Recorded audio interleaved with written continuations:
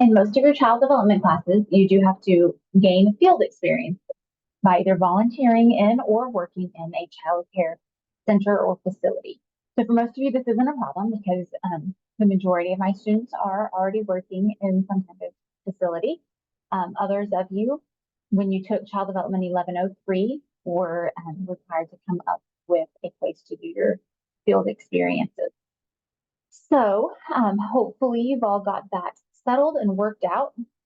But if not, please reach out to me and I will help you find somewhere to gain your field experiences. So I'm just going to read through this and elaborate as we go. When you took Child Development 1103, the Child Development Professional, you completed the facility agreement, just like this.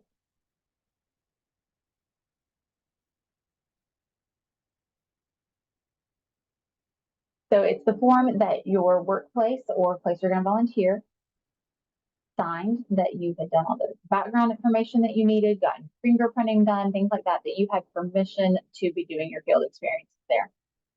So here it is. All right, so it was this letter. You put your name here, and then all this information was filled out and signed. And this should be in your child development professional portfolio. If it is not, please make sure it gets there soon. And if you have changed facilities, please make sure you complete an updated one and not only put it in your CDPP, but also email it to me so that I'm aware of the change.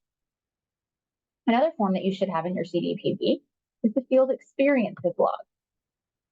And these are the different experiences you're gaining in each course, because not all of the experiences are alike. They go kind of along with your key assessment, and they've got some different requirements. So it's not just showing up in a classroom all the time.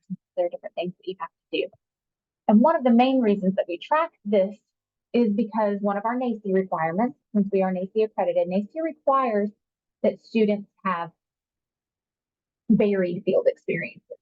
So say you work in a home child care facility, you have to have some experiences in either a Head Start or a private care, or, well, here are the options: home-based, center-based, early grade, or comprehensive, like early Head Start. Early grade could be public school, pre-K through 3, or a center or a home. So if you are doing most of your field experiences in one of these, for one of your classes, you have to gain experiences in another type of these. And then they all want you to also work with varied ages students. So that happens in Field Experience 1 in Child Development 2013. You make sure that you're working with 2 different age groups. So that's one of the things that, and then you also have to make sure that in nutrition, health, and safety, and then in children's literature and language, you don't work with the same age children. So that's just some of the ways that we make sure of that. So this log helps ensure that. And this is what it looks like.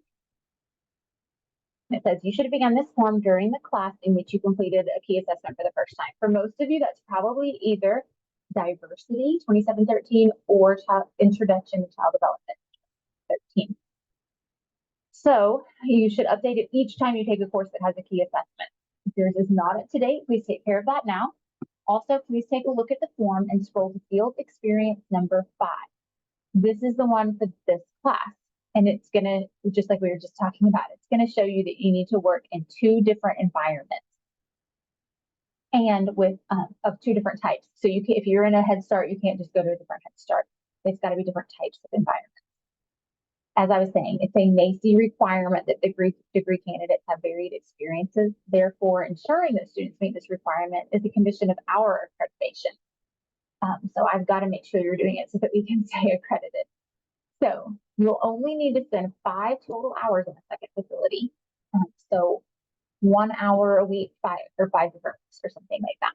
Or if you needed to go volunteer somewhere on a Saturday, you could get a lot of your hours out then.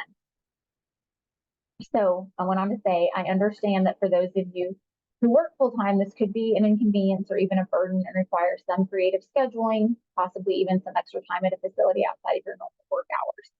However, it's imperative as the professional that you're becoming that you have well-rounded knowledge of the way different child development areas work.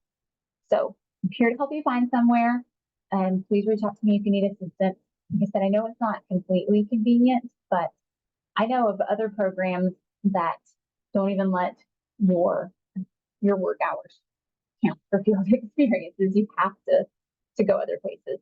So we're lucky that we're allowed to do that. So then your hours log for this class, you're going to need 16 field experience hours, and you're going to fill out this log here. And it does specify, here's site number 1, and then site number 2, where you're going to need to log, what says that here, 4 hours. Oh, I changed it. 4 hours in another facility, so I need to change that. What is on the log is correct. It's 4 hours in the facility. If you're watching this video, once I fix that on the other one, okay. Okay. So you need to print this log and fill it out by hand, since it requires signatures and things like that. Just do it by hand, and then you'll scan it, not take a picture, scan it when it's time to upload it. You can only log hours spent in a classroom. So if you're a director, or if you work in the kitchen or something like that, you can't just be like, I went to work for 8 hours today, there I got 8 hours. You've got to make sure that you're doing it time spent with children. And you can absolutely include time spent in a classroom that are for the purposes of completing your key assessment. For example, in this class, some of your time in the classroom for your key assessment isn't even really working with children. It's observing, it's about the learning environment and how the room is put together, how the whole environment comes together. So when you go to another facility, some of your time there might not have to be while there are students there. So maybe that makes it a little bit easier. And then at the end, I'll have an assignment where you will post this and you'll put it in your CDPP.